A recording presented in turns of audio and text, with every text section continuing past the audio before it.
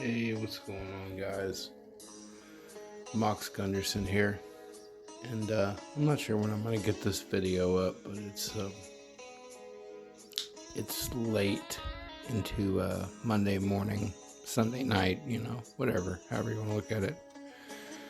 And it's real stormy. Me and Zed cannot sleep, so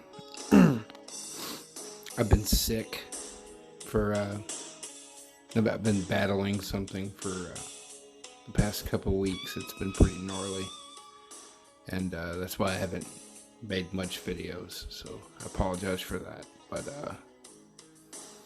this is actually a video suggestion by one of my more loyal viewers. This is from Stevie Six. Shout out to Stevie Six. This is a story that I got the basic premise of, but I haven't watched all the way through yet. And there is a part 2. But let's get into it. Before it turned terrifying at the suburban house in sunny San Diego. Every week something was happening and something else was happening. You have no idea who it could be. Someone was trying to rape my wife. It's scary. Before this young couple took note of every act against them. Before they took desperate measures to protect themselves from spikes on the fence. It's always on our mind. That stuff never goes away. To self-defense instruction. I would kind of think about like the escape route. Before all that, in the fall of 2011, Jerry Rice, a former competitive swimmer, was teaching special ed classes for kids with autism. Wife Janice Reuter was a microbiologist at a children's hospital. They had one child and another very much on the way. Right here. How big out to here were you at the time? Pretty big out. Yeah. I was about, 8, 9 months, I think. They'd been saving for a house. And thanks to friend and real estate agent Renee Milton, they got one. This one-story house in a peaceful cul-de-sac. It's a wonderful place where everyone pretty much knows each other. People in the morning go for walks, they take their dogs out, they skip by the park on their way to school. At $779,000, the house scraped the top of their... Damn!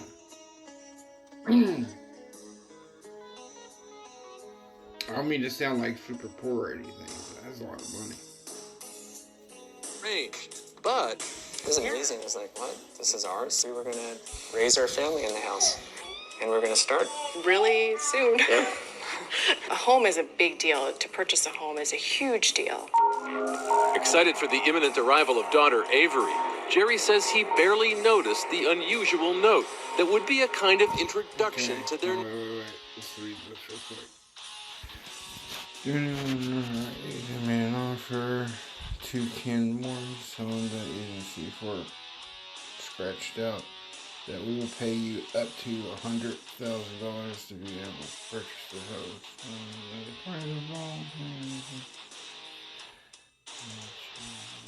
Okay, so it's a very, very informal letter about. Now, is that 100,000 over? Like 7 would be like 800. Just $100,000 for your trouble. They're already moved in and they're expecting a child. Nightmare. A note that came to the house in their first month here. It's basically said that someone was willing to offer up to $100,000 to buy our home from us. $100,000 above the price that you'd paid for it. Okay. I threw it in a cupboard. Our daughter was overdue. Only then, Okay, that's what I was wondering. something a little creepy. The house turned up again for sale on the real estate site Zillow under an obviously fake realtor's name, Jacques Arce. Jerry called me one day and asked Jacques Arce. Nah, that's clever. me if I had listed their home on Zillow for sale. I couldn't understand who would take a home that we purchased and put it online. That was the start of an escalating harassment campaign. Next, $1,000 in bills for bladder control products and magazine subscriptions arrived. The mail stopped entirely. There was an online ad for a New Year's Eve party. Somebody's a fucking psychopath. At their home. Tame stuff? Maybe. But the Rices got the ominous big picture. Someone was targeting them and wanted them out. Who was it that wanted them out of this house so bad? And was it just one person? Someone was trying to harass them to where they would leave this property. Neighbors? Next, an attempt to get the Rices' neighbors angry with them. A Valentine's Day card. The ideal way to share a little love with that special someone. Only Paul Abel, one of the Rices' neighbors, didn't see it quite that way because the card was sent to his wife, Tanya. Wait a minute, Paul, wasn't from you? Wasn't from me. What did the Valentine's Day card say, Tanya? It said, "Love, Jerry Rice." Paul hadn't even met Jerry yet. Yeah. He decided to change that in a hurry. He got mad, went right out the door and went and knocked on their door. He's not the jealous type, but he left the house in 5 minutes. Fast. Here's this guy that I have a beautiful wife. She's mine. And he's sending her a Valentine card. Oh, look at those brownie points. No, but seriously, this is some shit out of like an Adam Sandler movie. You know, it'd be more lighthearted been an Adam Sandler movie, but this doesn't sound like shit that happens in reality. You know, all these things concurrently happening. In fact, Valentine's Day cards purportedly signed by Jerry had been sent to every wife in the cul-de-sac. You know, it's the same thing I said to everyone. I'm really sorry we're getting harassed by someone. Someone obviously hates us. But who was the hater? With 2 children to protect, Jerry and Janice would never forget the jolt of fear they felt as a cop gave it to them straight.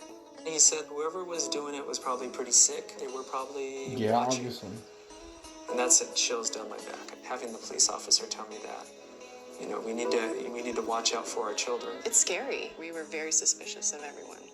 Jerry sprang into action. He locked the mailbox and set up surveillance. We didn't know who was messing with us, and they could be coming up to our front door. So we put up security cameras. This gate offered extra security, but week by week, their sense of siege worsened. What next? Who was watching? It all haunted Jerry. He became very distant and really focused on trying to protect our family. He would be up a lot during the night. Check all the locks around the house, and then check on the kids. What was it like one of those nights when you just sort of ask yourself, why is this happening to us? Janice asked that a lot. Why is this happening to us? You know, I was more concerned of who was doing this and where they were going to attack us.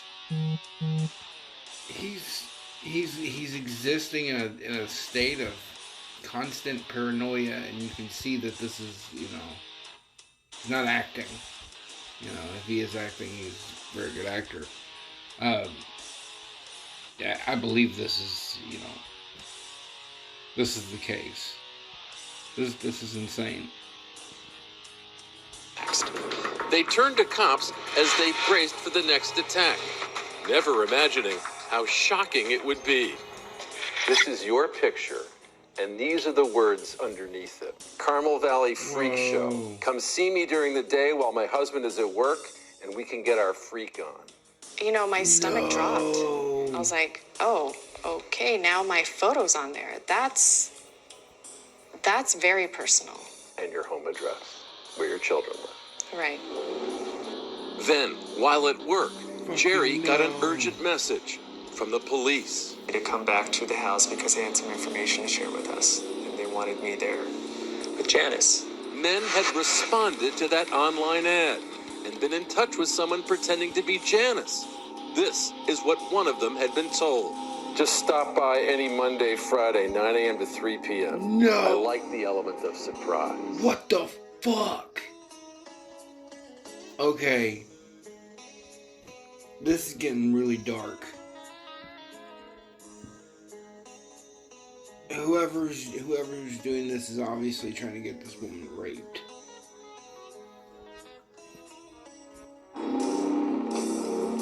Someone pretending to be you. Right. Did it occur to you at that moment how much danger? Oh, yeah. Who was that strange man at the front door? And who was behind it all? By this time, they had growing suspicion, Remember that long-forgotten note dropped off months earlier from an unsuccessful buyer who was offering $100,000 above the Rice's purchase price for their house? Was that a clue? Well, y'all wouldn't have mentioned it on your program if it wasn't. I mean, logically. What was the name on that document? Kathy Rowe? Well, When Janice searched There you Kathy go. Rowe on Facebook, she recoiled in horror. Case She'd seen cracked. that face before, at her front Oh, she door, looks crazy. on Halloween. She looks crazy. And she came by on Halloween. Immediately, I remembered her coming to our house, her and her daughter trick-or-treating. Coming up, cops start looking at the bitter. I have never seen anything like this in my time. It needed work, but don't we all? When the single-story house with a pool in San Diego's Carmel Valley came up for sale, a lot of families wanted it. Married couple Jerry Rice and Janice Reuter got it. I didn't comment on it earlier, but it really is a beautiful house. This woman, Kathy Rowe, then a 50-year-old unassuming wife and mother, was among those who didn't get the house. That just didn't seem right. At least if you were Kathy Rowe, it didn't.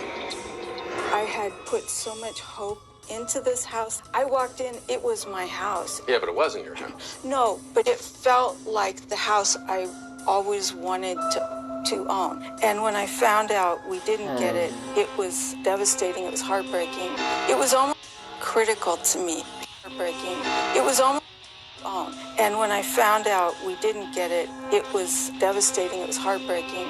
It was almost like. So at its core, that's what this story is this lady's infatuated with this structure, where it is, the way it made her feel to be inside of it, the status that come with it. For whatever reason, she didn't get this house. These people got it instead. And she somehow rationalized it. This lady this is a dangerous person. And she's sitting on this couch, and she's not wearing orange. And this seems pretty recent. Did she not get any time out of this? What's going on here? The loss of a loved one. It was that critical to me. Kathy Rowe had a job with the county, had a very ill husband, she said, and had a Mother of the Year award for being the sole caregiver looking after their severely disabled daughter, Rachel. That house, though. It had more significance than just... Poor kid. Not only does this kid have to live with disabilities, but has to deal with this crazy asshole. a structure with four walls. When I lost it, I cried and cried. Kathy Rowe also had enough bank to offer $100,000 more for Jerry and Janice's home. When they failed to respond to the note she sent them, she launched a harassment campaign, stopping their mail, relisting the house on Zillow, sending those phony Valentines. Oh, and at the outset, coming by the house with her daughter on Halloween. You wanted to see who was in the house, didn't you? I had no interest in them. I was more curious what they had done to the house. Who came to the door when you trick-or-treated? The wife. The wife, Janice, whose photo... Alright. Adult entertainment of all types when my husband is not home. Not for the faint of heart. Come see me during the day while my husband is at work and we can get our freak on.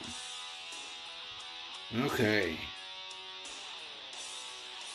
Kathy Rowe would later put on this Carmel Valley Freak Show online ad, inviting men to stop by anytime. I was jealous, destroyed, and devastated with pain and depression and... Why did that result in your lash Yeah, she was all messed up at the time.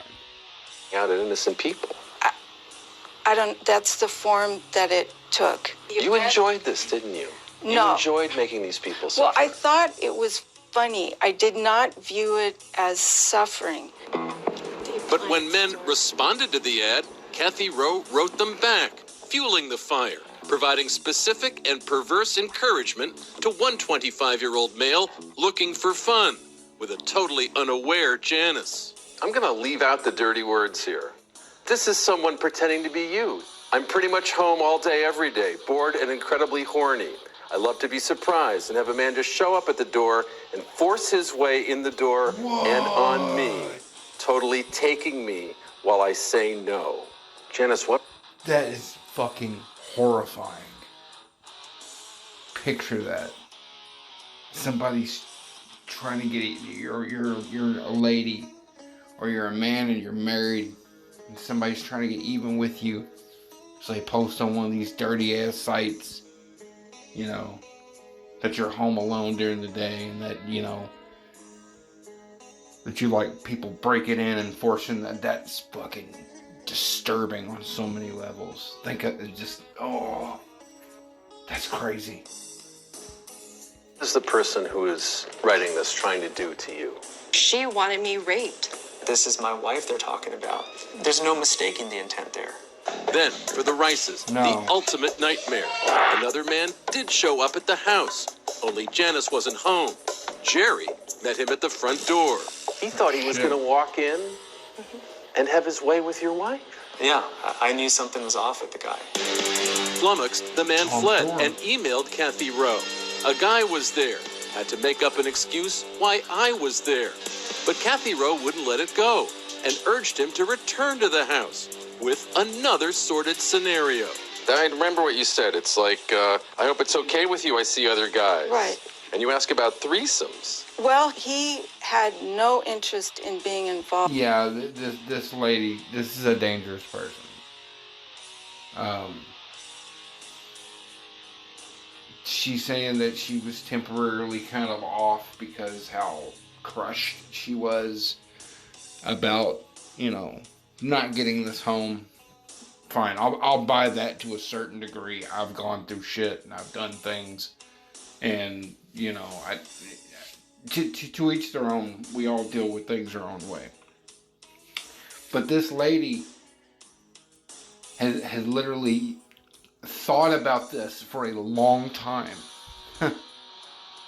and has had so many opportunities to stop.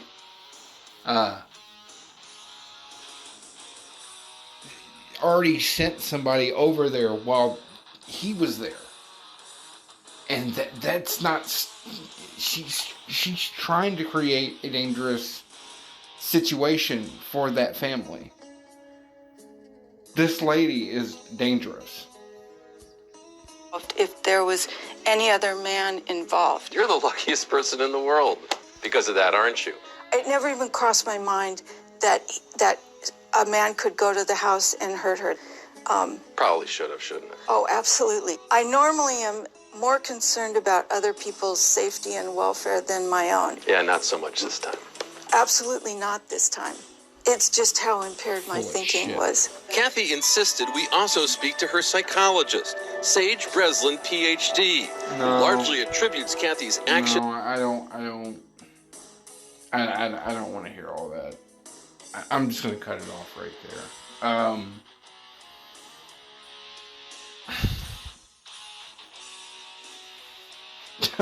I really don't know what to say. Shout out to Stevie Six for recommending this story. This has been a hell of a thing to wrap my head around. What do you guys think about it? Do you think that this lady is as crazy as I think? Am I wrong to, you know, kind of jump the gun? Should I cut her some slack? And if I should cut her some slack, fucking why? Like, comment, and subscribe. And don't forget to delete your archives. This is Mox Gunderson. And I'll see you guys later.